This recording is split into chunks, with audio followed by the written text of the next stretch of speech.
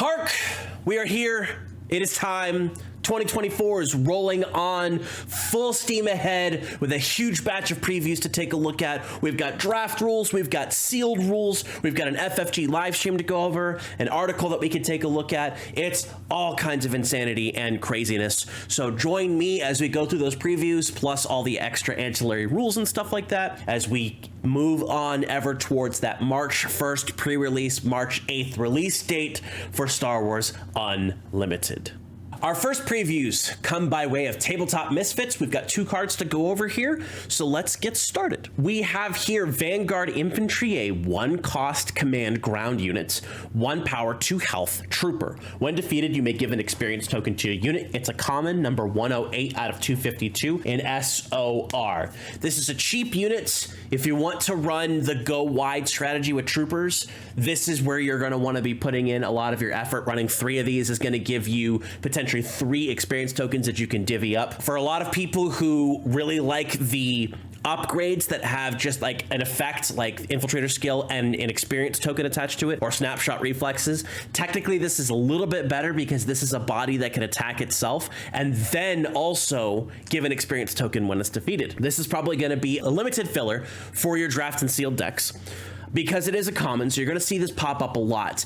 And the best part about it is that it's just give an experience token to a unit. It doesn't really matter which unit you give it to. It could be ground, could be space. It does not have to be a trooper. This is a very interesting card. You may not see it, much like Volunteer Soldier, you may not see it a lot in Constructed, but those 2 I think are actually very good picks to start getting your early units into your draft or sealed build, depending on what you've pulled out of those 2 things, because of the fact that it is a 1-drop and your Volunteer Soldier could be a 2-drop on the next round. So very, very interesting. The one thing I'm kind of annoyed about that it's not Imperial, because I think this would go really well with Tarkin, but given that it is not Imperial, you're still sticking with the Death Star Stormtrooper or the ISB agent if you're running Aggression or Cunning in your Tarkin deck. Next, we have an event that represents a significant portion of one of the movies that is very heavily featured in the first set of Star Wars Unlimited, Spark of Rebellion. That event is called Heroic Sacrifice.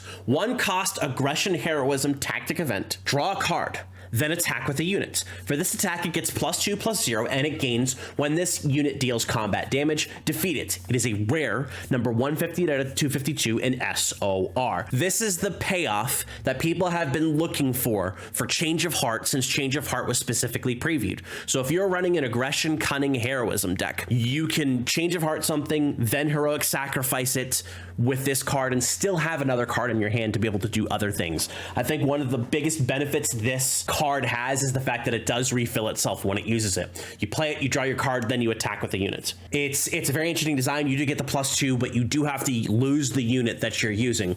There are a couple of interesting shenanigans. You can throw this on that previously previewed Vanguard Infantry. You could throw this on the art namesake of the character, K2SO, and deal just a ton of damage across the board. You can do it with anything that you want to just get off the board. You're not doing this with a super laser technician because heroism and villainy do crisscross applesauce there. There are a lot of ways of, if you have something that's low health that's gonna die anyway, heroic sacrifice it to throw it at something, either your opponent's base or a unit that they really want to keep alive. Lots of different options that are available for this card. I don't think I'm personally going to be utilizing this initially, but I do see a lot of space for it, especially like I said, in combination with Change of Heart that everybody loves. Heroic Sacrifice, very interesting card, very interesting design, and a lot of future space available to make this a highly useful card. These next cards, they all came from the FFG live stream about drafting and sealed. They did a draft. They played a couple of games as part of that. I think it was a couple, may have been one, as part of the actual stream itself. But we got a lot of previews, and we managed to get a lot of the actual digital versions of these previews afterwards, so that way Star Wars Unlimited database, SWDB.com, can post all these nice clean screenshots of the cards onto its website. So we're just going to go down the list. It's going to be alphabetical, by the way, that I typed it in on my computer. There's no real order for this, but there's going to be a lot of things that fill holes that we hadn't seen yet. So we're going to start here with the at suppressor. 8 cost vigilance villainy ground units, 8 power, 8 health, Imperial Vehicle Walker. When played, exhaust all ground units. It is an uncommon, number 39 out of 252 in SOR. At suppressor is a board wipe light, because if you play this as your first action on the turn where you have the initiative or the turn order is passed to you and your opponent hasn't really done much in terms of attacking, this goes, cool, I'm going to deploy this, which already comes in exhausted. I'm going to exhaust all ground units. That means the ground arena is not going to see attacks this turn. Interestingly enough, if you have Piet on the board and this attacks, you attack, use the ambush effect first, then the when played. That way you can attack something, get some damage out on the board, and then exhaust everything else. This is a fantastic card. This is going to be a very interesting piece of control for the way that Vigilance Villainy wants to be able to play. This is effectively going to be a ground-based, nobody does anything this turn. However, if you were to use this in something like Grand Inquisitor, or when you have Keep Fighting, if you have those units that have 3 power or less, you can still keep attacking with those units after this has come into play, because it readies that unit and then you do your thing. This is probably going to be one of those I need to stop my opponent from winning this turn type cards, or it's going to be the type of card that's I just need to make sure that my stuff is safe from attacks for this turn, so that way on the next round I can just let loose and eliminate everything off the board. This is a fantastic card. I'm sure we're going to see a lot of it. It is an uncommon. This is a draft bomb because it will change the game the moment it drops onto the board. Next, we have my pick for favorite card in this whole batch. This makes a specific deck type very exciting to me, and especially given that the second set is going to be Shadows of the Galaxy, realistically opens up a lot of play opportunity given the keywords traits that this card has. We have the Bounty Hunter crew. 6 cost Cunning Villainy ground units, 4 power, 4 health, so it's a little on the low side. Underworld Bounty Hunter. It has ambush, and when played, you may return an event from your discard pile to its owner's hand. This is a common, number 183 out of 252 in SOR. 6 cost means that it is a very mid-game card. I like this card a lot because it comes down, it hits something for 4. Sure, it might die, but it's going to get you an event back to your hand. And if you're running Bosk, you now have extra opportunities of using events to be able to do damage with Bosk's effect. This card is great. I absolutely love it. It fits a very interesting niche in terms of the curve of running the Boba Fett double cunning build. The keyword that really excites me, besides Underworld, is Bounty Hunter. If we can get cards that trigger off the Bounty Hunter keyword, I would be in heaven, because we've got Boba Fett, we've got Bosk, we have this Bounty Hunter crew, and we have Greedo. All we really need is the rest of the Bounty Hunters off the shelf of the Executor and Mando. Add those extra bounty hunters, give me Embo and Cad Bane from Clone Wars 2, I'll be happy. Give me all the bounty hunters and give me a keyword or a keyword enabler that works with bounty hunters, and that would make me a very happy Star Wars Unlimited player. I'm already a happy Star Wars Unlimited player, but I would be even more happy. And FFG, I think you like making people happy. Our next card is a vehicle. This is the Cargo Juggernaut. 6 cost vigilance only ground unit, 4 power, 6 health, vehicle tank. It is shielded, so it comes into play with a shield, and with that 6 health, oof. When played, if you control another vigilance unit, heal 4 damage from your base. It is a common, number 68 out of 252 in SOR. Cargo Juggernaut does most of the things that vigilance wants. Big butt, shield, heal, all on one card for 6 cost. You're most likely going to have another vigilance unit on the board when you play this. So you're going to be healing stuff off your base. It's going to come in with a shield, and it's already got 6 health, so you can just attack into things and not have to worry about losing it on the first instance of an attack. 6 costs, good mid-range card. Obviously, not a lot of people are going to be super happy with the stats, but I think with the other things that it gives, this very easily could have been a 6 cost 4/4 with the shielded and the when played effect. And while that wouldn't have been as insanely played playable as Cargo Juggernaut is, it still would be playable for what it does. This is a fantastic card. This is probably going to be one of those, if you do draft heavily into Vigilance, this is going to be one of those cards that you're just going to want to run because it's going to be easy to get its effects off. It's all around fun, competent card. And I think we need to make sure collectively as a community, we are analyzing cards that are competent as worth playing and not trash because they're not busted in half like Overwhelming Barrage, right? Those types of things. Competent Cargo Juggernauts. Next, we have one of those cards I was talking about that is an experience token plus an effect for a certain amount of resources. We have here Devotion, 2-cost Vigilance upgrade. Attached unit gets Restore 2, so when it attacks, you heal 2 damage from the controller's base. +1/+1 Devotion innate, and it is an uncommon, number 70 out of 252 in SOR. Number 1, shout out to Nerd Parker over on the Force Unlimited podcast, as well as the proprietor of Star Wars Unlimited database, SWUDB, as it were.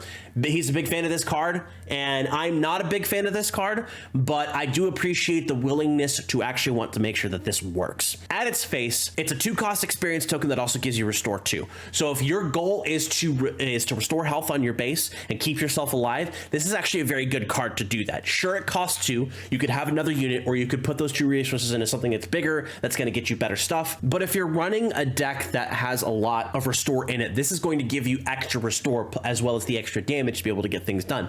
Imagine something that has Entrenched and Devotion on it. If you're able to build it over a couple of turns, it's going to be a big hefty thing that your opponent's going to have to deal with. And every time they don't, 1, they're losing a unit because that unit's going to defeat something, and 2, you're restoring 2 health off of your base. Restore is very good. The thing that I don't like is another thing that goes along with some of the other upgrades is that sure, it's 2, but it's only a +1/+1, and you're losing the ability, the tempo to be able to get stuff done. There's going to be a huge trade-off for these types of things. Fallen Lightsaber and Jedi Lightsaber are out of the scope of that balance where they're just so good that they're worth you losing the action tempo to put it on a character and force your opponent to actually deal with it. Whereas something like this, if your opponent really wants to defeat it, they can, but they can also kind of ignore it if they don't need to, because it's only +1/+1. +2/+2, that would have been pretty good, but then it would have conflicted with Academy training. Anyway, it's an interesting card. It's not terrible, but I'm not a huge fan of it. And you know what? That's okay. Our next card is an aggression unit that fits into the partisan package, but not necessarily the heroism package. We have here the Jedha Agitator, a 2-cost aggression ground unit, 2 power, 1 health rebel, Saboteur, so it's defeating shields and attacking, bypassing sentinels. On attack, if you control a leader unit, deal 2 damage to a ground unit or a base. A common, 158 out of 252 in SOR. It's a good early game unit that by itself is just going to saboteur things on the field. It's a decent mid game unit because it is going to be dealing extra damage when you get your leader out. If your leader comes out on 4, like Sabine does, or 5 or 6, this has a good chance of being able to do the extra damage. However, it is a non-combo with cards like For a Cause I Believe In that want to see heroism cards, and Red 3, which is only giving the raid to other heroism units. So your idea might be to run the aggression package here with Fighters for Freedom, but not necessarily as many copies of For a Cause I Believe In or Red 3. I think Red 3 still gets run regardless because you're going to have enough heroism units, but maybe you don't. Maybe all of a sudden you just end up with a bunch of non-heroism aggression units that are going to be doing your attacking, or even the same thing with Cunning, that you're not going to get that bonus anyway, so you use a different ship in space. I think even alone, Green Squadron A-Wing and Red 3 are 3 copies of each, are just 2 cards you slot into every aggression heroism deck anyway, because they combo so well together. But Jedha Agitator it wants to work with some cards in some ways and doesn't want to work in other cards in other ways, but all of that crossover makes you kind of think about how your ratios for these cards are going to work. I think this is a decent card and it's worth exploring, but it will be interesting to see where it specifically shakes out in terms of aggression heroism decks, or even aggression villainy, because remember, they don't have a morality aspect on them. You can throw them with Imperials. I don't know why you would, but you could. Next, we've got a Vigilance event here, and it's an interesting one. We have here Make an Opening, a 3-cost Vigilance only tactic event. Give a unit -2/-2 for this phase, heal 2 damage from your base. It is a common number 76 out of 252 in SOR. First things first, art, fantastic, just amazing, just absolutely representative of the event in time, the name of the card, and just everything is just insanely good about this, the card art. In terms of the card itself, for 3 cost, you can delete a unit that has 2 health or less and heal 2 damage from your base, or prevent your opponent from being able to successfully attack with a higher level attack character, or reduce the power on a sentinel your opponent has, all while healing 2 damage from your base. This is doing things that Vigilance likes to see.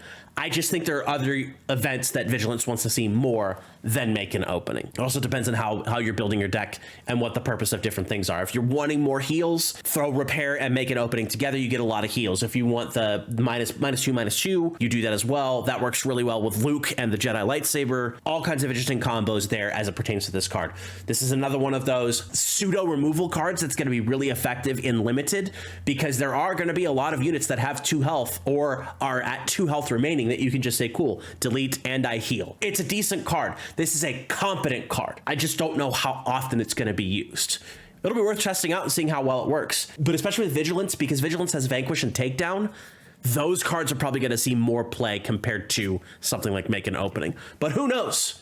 The galaxy is, in fact, unlimited. Next, we have a unit that has a trait that I did not expect to see in this aspect, but it's very interesting nonetheless. The Mercenary Company, a 6-cost command-only ground unit, 5 power, 5 health, Underworld Trooper, Ambush, Overwhelm, Common, 117 out of 252 in SOR.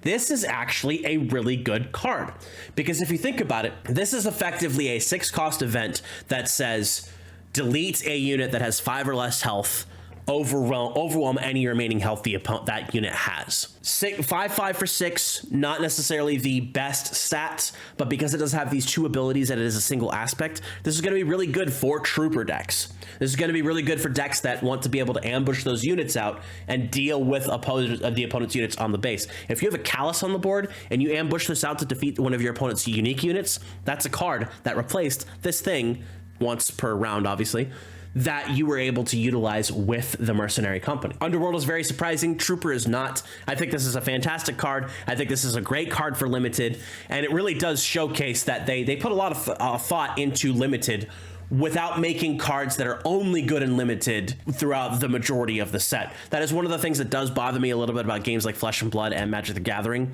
is every once in a while you'll come across a set that has like a handful of really good cards and the rest of it are just draft chaff, because they need to make sure that the set is filled with cards that are usable in draft. Just make all cards good all the time. Like that's it.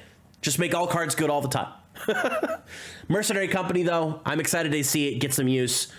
Underworld Troopers, very, very interesting combination of traits there. Next, we have another command unit, and this is a pretty good one, and I'm very excited to see it get some play in some specific decks. We have here Mon Mothma, Voice of the Rebellion. 2 cost, command heroism ground units, 1 power, 3 health, rebel official. When played, search the top 5 cards of your deck for a rebel, reveal it, draw it. Put the other cards at the bottom of your deck in a random order. This is an uncommon, number 96 out of 252 in SOR. Mon Mothma is your rebel searcher for your rebel decks, much like Tarkin is your Imperial searcher, and Prepare for Takeoff is your vehicle searcher. She is a decent card to play in a deck that utilizes something like Home 1. This also works really well in combination with the Rogue Squadron Ambusher, because it does allow you to take a 2-cost card from your discard pile to your hand, and then you can play Mon Mothma on the next turn to be able to filter out and try to find something that you need off the top 5 cards of your deck. Works with Rebel strategies, works with Heroism strategies, works with Command strategies. It's an all-around decent card, a really good early game play for 2 cost, and Rebels really want to have those extra cards to be able to play. So we're probably going to see a lot of her in Leia. We're probably going to see a lot of her in Luke Command if people are playing Luke Command. And we're definitely going to see a lot of her engaged with Home 1, because it is an easy play Home 1, play her, get the extra cards unless you have the Admiral Akbar in your discard pile, which is possible. Decent card.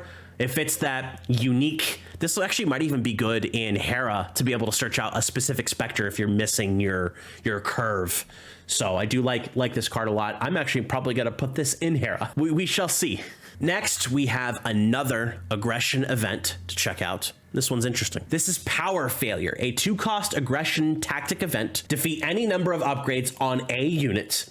It is an uncommon, number 170 out of 252, in SOR. This destroyer droid, Droidica, not having a great day. The idea behind this is kind of similar to Bamboozle. Rather than exhausting the unit and sending all the upgrades back to your opponent's hand, this just says, hey, see all those upgrades lined up? That Jedi lightsaber, that entrenched, that shield, and the 2 extra experience tokens? Get rid of them. Your opponent drops a wing leader or a TIE advance, get rid of them.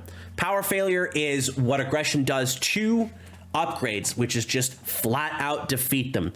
No more fallen lightsabers, no more Jedi lightsabers, no more resource compartments, no more snapshot reflexes. It is all just defeat them, get them out of my face, 2 cost. Let's move on to the next action. That's pretty good. Taking out shields alone is probably going to be worth running this deck if you think you're going to have a lot of problems with shields. But if you know you're going up against one of the Force decks that does run the lightsabers, this is probably a mandatory sideboard in to be able to get that extra utility out of getting rid of those lightsabers and not getting ruined by them. Our next card is another command unit. We have here Steadfast Battalion, 5-cost command ground unit, 5 power, 5 health trooper, overwhelm, so same as the Mercenary company. On attack, if you control a leader unit, give a friendly unit give a friendly unit +2/+2 for this phase. +4/+4 will be busted. It is a common, number 116 out of 252 in SOR. Steadfast Battalion serves a different purpose than Mercenary Company. They're both non-morality troopers that go in either side's trooper deck, but this one is specifically, if you control a leader unit, you're giving something else +2/+2.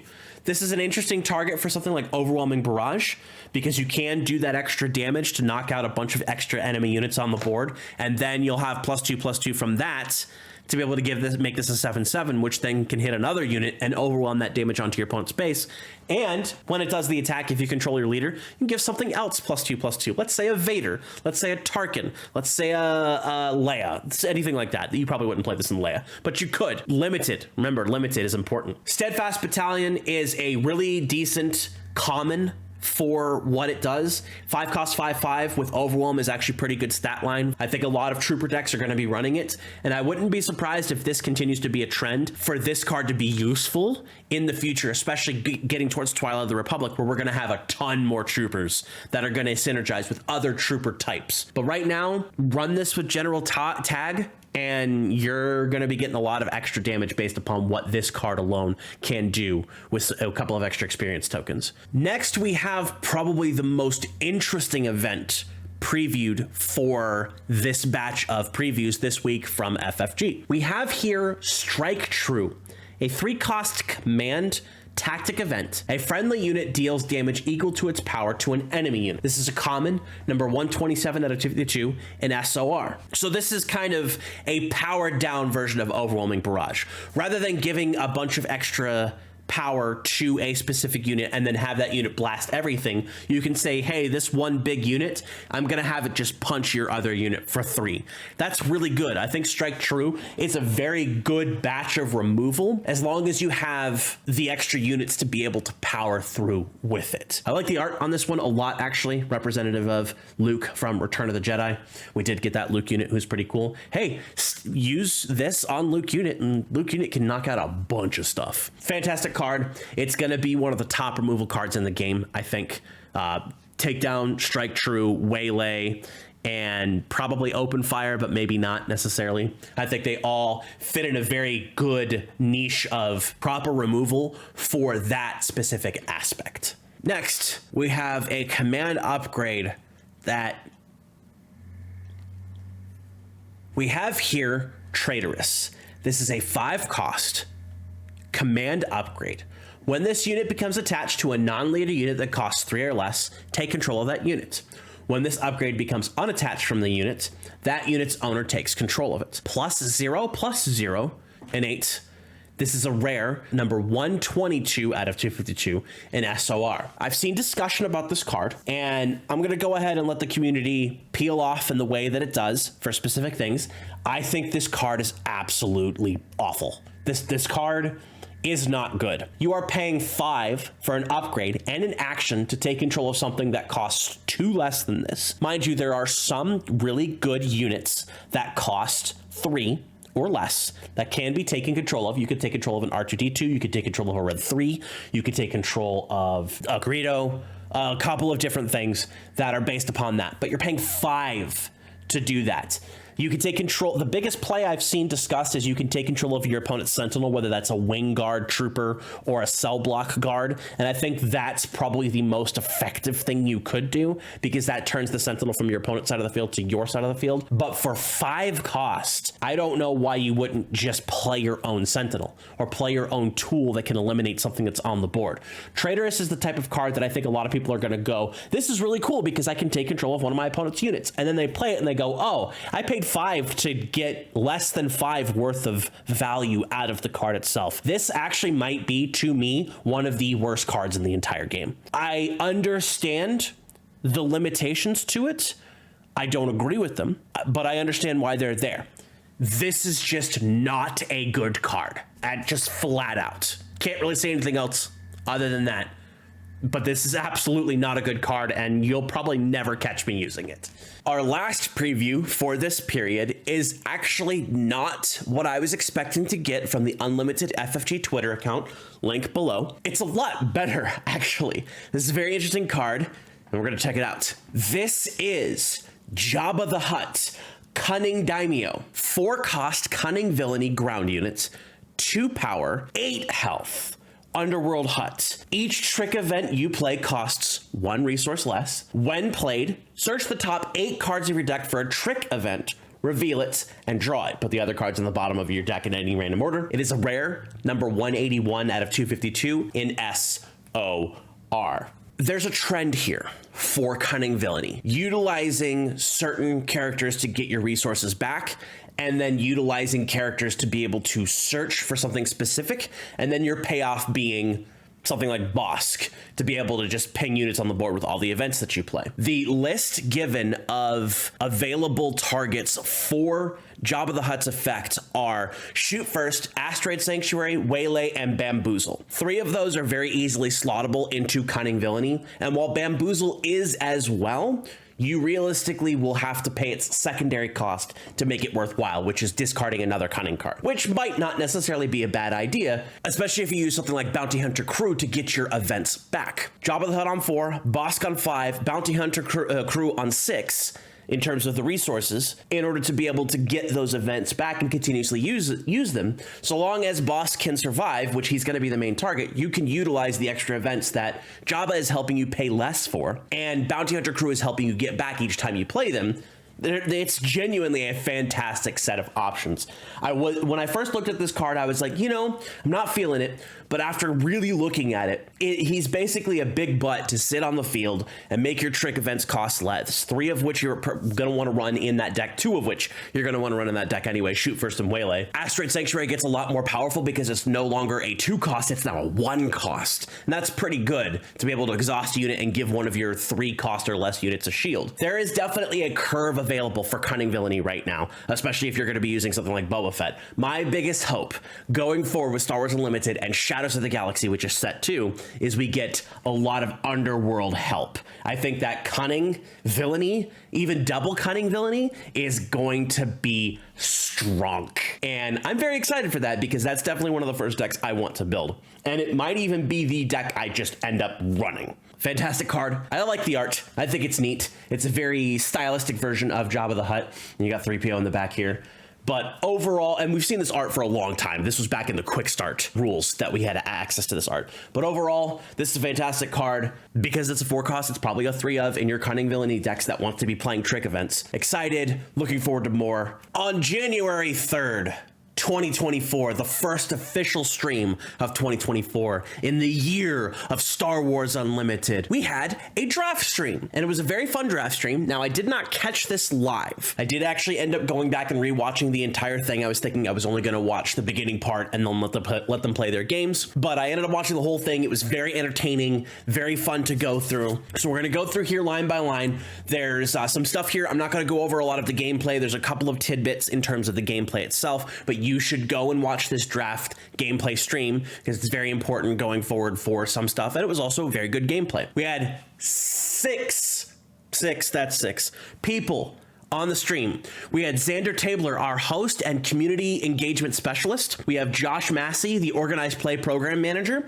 We have Danny Schaefer, lead game designer. We have John Leo, new to the stream, game designer. Spoiler, now my second favorite FFG employee. Tyler Parrott, senior game designer. Jeremy Zwin, senior game designer. One of the main things that made John like my number 2 in list of cool FFG Star Wars Unlimited associated employees is the fact that Xander asked him, since he's new, if there's anything he wants to talk about, his origins with the company or with Star Wars, what he's designing, what he's been working with, and straight up, right in his eyes, John replies no. Everybody laughs and they just move on because that's perfect. That's kind of the baseline of the way that John is going to come across for a lot of the things on stream. Not necessarily that he just doesn't answer questions, but more that he has a lot of personality. And part of that personality was just messing with Xander. The first, biggest, most important piece of information that we got here was the fact that we have the draft rules. And these draft rules are very interesting. So much like every other game, you take 3 booster packs and you're going to draft those packs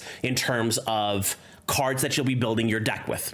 But what's different is that you're going to open each pack, all 3. You're going to pull out the leader, which will be the first card that you see. Otherwise, the first card you see is a card back. So just flip the pack. You're going to pull the leader out. You're going to place it in front of you, and you're going to leave the pile in front of you. And you're going to do that for the other 2 booster packs. And you're going to leave each of these booster packs in separate piles. The first thing that happens after that is going to be you draft your leaders. So you look at the 3 leaders that you pick up. You pick one of them. You put it in front of you, and then you pass those. I believe it's going to be to the left. They didn't specify, I don't think, which way it goes. There's articles or an article for the draft that'll be in the description below, so check that out as well. You're going to let's say it's to the left. You're going to pass that leader to the left. You're going to get 2 leaders from the person to your right. You're going to look at those. You're going to pick them. You're going to place your leader in front of you, and you're going to pass that last leader, and then take the last leader from your right, and then you'll have all 3 leaders. This is what's going to define your drafting experience. And the reason why is it's going to inform you on what you want to pull for cards in terms of aspects that are available to you and what you might want to do out of aspect, which is not going to be a lot, but there are some cards that are absolutely worth it. And on top of that, because the leaders are double-sided, this is public information. So you get to see the leaders for every other person at your pod. It's going to be pods for drafts are going to be 8 people, but they can go as low as 6 people. If you go any lower than that, Danny and Tyler's suggestion is just do sealed. But in terms of the people around you, you're going to see what they have and potentially what they're going to be leaning towards. If you have specific leaders in front of you, let's say you have Sabine, Boba Fett, and Chewie, you now know that your options, you can lean towards heroism, you can lean towards aggression, you can lean towards vigilance, or you can lean towards villainy and cunning. The bases themselves will be available for everybody to pick from. You can also pull the common bases from outside of the game in order to be able to play them in your pool, because they wanted to make the base part of it as open as possible. However, because the rare base is in the regular card section, usually within the rare slot, you will be able to draft a rare base if that is something that you want to do. So now that you have your leaders and you have your information, you'll take your first pack, you fan it out, look at the cards that you want. I believe it's going to be 15 cards total, because everybody takes the base, the common base token double side thing from the pack and places it in the center of the pod. So that way everybody has access to those bases. And you will take the rest of the 14 cards, you'll pick one, you'll put it down in front, face down in front of you, and you're going to go pass that pack to the left. You'll take the pack from your right. You'll do the same thing for the next 13 cards. Drafting is going to be a very interesting experience because you are trying to pick the best thing and also trying not to signal to other people too much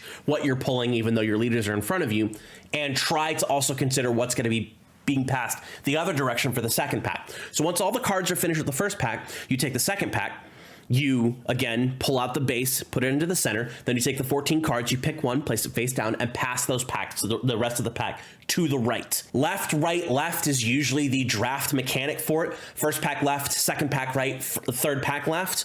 That makes it so that at least there's some difference in terms of what is being fed to you by other players around and what you're feeding to the other players in your pod. At that point, you'll have about 42 cards plus 3 leaders to build your deck with. A draft deck limited is 30 cards minimum. You can go above that up to the full 42. That's going to be pretty hard. And you're allowed to change your deck in any fashion you want between rounds. In terms of between rounds, you can completely change your deck as long as it's within the cards that are presented to you during your draft, all the cards that you pick. Josh did specifically say that the pre-release is going to be similar as will regular sealed events, but you can only utilize the cards that you opened at the beginning of the event, not any extra packs that might be handed to you by the LGS, like if you win, or pity packs, or prize packs, or whatever the specific situation may be. You take your 6 packs, you build what you can with that, and those are the only things you're allowed to use during any of those events, for the pre-release and sealed, and then obviously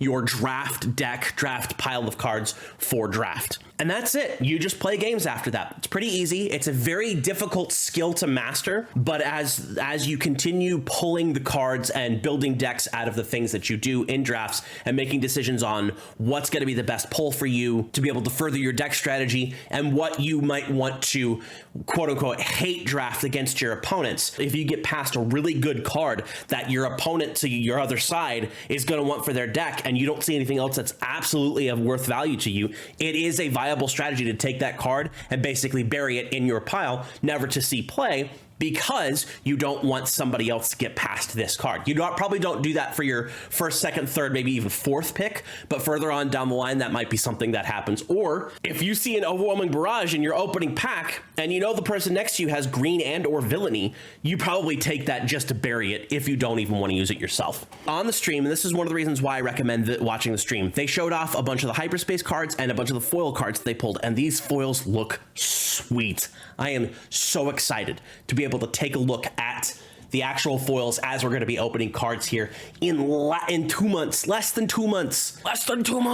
I'm excited, as you can tell. If you end up drafting more than 3 copies of a card, they are all legal to use in your deck. So if for some reason you pull 6 Spec Force soldiers, you can use all 6 of them in your deck. There's a couple of things here that actually ended up getting wheeled into Josh's hands and things that he also opened. Josh drafted the double Vigilance card that we haven't seen yet that was part of those Monday double aspect previews. The other thing, due to context clues throughout the remainder of the stream, Josh also drafted the rare Vigilance Heroism leader, but they didn't show it because they're going to be showing that as part of a preview for another date. So there were 2 cards that we were not able to see out of the cards that they drafted, and those are 2 pretty big ones. Tyler is our focused drafter for this. He goes through his choices as he set up the first 2 rounds of draft, and then each card he picked and the choices that he had for each pack pull that was passed to him and his original pack that he was able to do.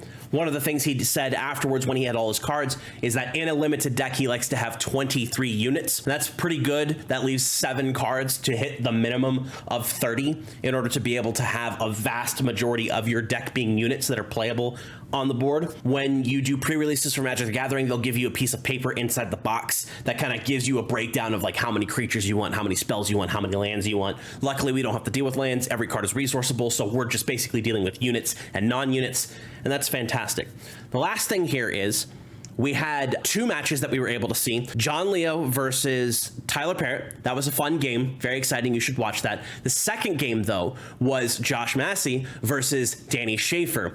And yeah, I'm going to spoil the outcome, but it's because it was so cool. Josh played and was able to keep Kanan on the board for the entire game and managed to do a 1-2 punch. But more importantly, the last part of the puzzle was he attacked Danny's base with Kanan to be able to get a bunch of damage onto it. And the last single damage he needed was activating the Sabine leader effect of damaging both bases for 1, and was able to vanquish the villain Danny Schaefer with his own Sabine heroism / vigilance deck, because he used a vigilance base. And I love that so much, because that's just like the dream. It's 1 damage. Anytime you're able to finish somebody off with like exact damage, it's just going to be absolutely sweet and amazingly killer. So that's the draft stuff. Sealed is going to work similar. You're going to take, this is part of the article that, again, I'll link in the description below. You'll have 6 packs that you open up. You have pick of the litter there. The pre-release kit will come with the alternate Luke and Vader arts. That'll be the only time you can use Luke or Vader in a limited environment. Otherwise, you just pick a leader and a base combination from the cards that you have, build a 30 card deck, and go have fun. Absolutely tastic. This stream was really cool. I'm actually kind of sad that I missed it live, but that goes to shows to go you, that you should be there and watch the FFG live streams that air after my own videos on the days that they air. And the next one will be the following week, not after this video, but after the next video. So that was fantastic. Great draft, great crew, lots of cool things happening from the people that were there. And that is all she wrote for this week of Star Wars Unlimited coverage. We had a lot. This is a long video. There's a lot of stuff to have gone over. We had 15 total previews to go over. We had an hour-and-a-half long draft stream to check out. We had a draft article to check out, and all other kinds of really cool things to be going over as it pertains to Star Wars Unlimited. As I said before, we are less than 2 months from the release of Star Wars Unlimited, and the hype train, choo-choo, chugging along only to the moon from here.